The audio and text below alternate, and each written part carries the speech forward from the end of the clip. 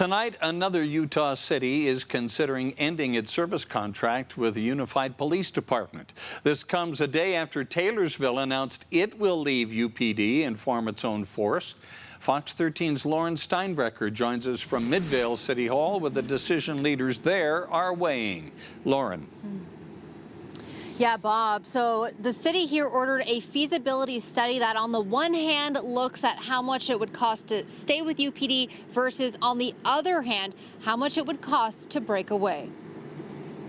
When it comes to putting a price on police services, the cities that use Unified Police want to make sure they are getting a good deal. It comes down to we need to be fiscally conservative with our funds, the public taxpayers' dollars. That's why Midvale City is closely looking at those dollars now, finishing up a feasibility study, looking at if they should break off and create their own police force. It's something they've discussed for years, Assistant City Manager Matt Dahl says. What kicked the study into gear now? The primary thing that led us to doing the feasibility study had to do with recent budget increases that had been requested by UPD. Originally, they thought those increases to the $8.9 million member fee Midvale pays would spike 7 to 9%, Matt explained. In the end, the fee will increase by 3% this coming fiscal year, he says.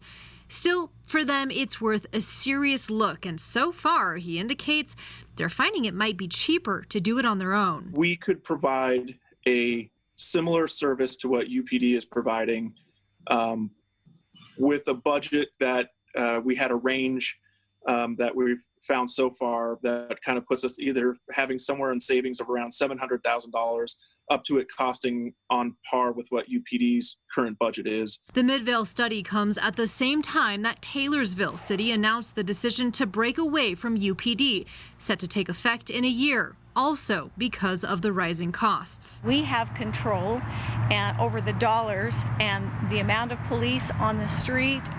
We have control over policy and procedure. So really, it brings it back to our community. Both cities expressed appreciation for the sound services provided by UPD, saying this kind of decision is purely about dollars and cents.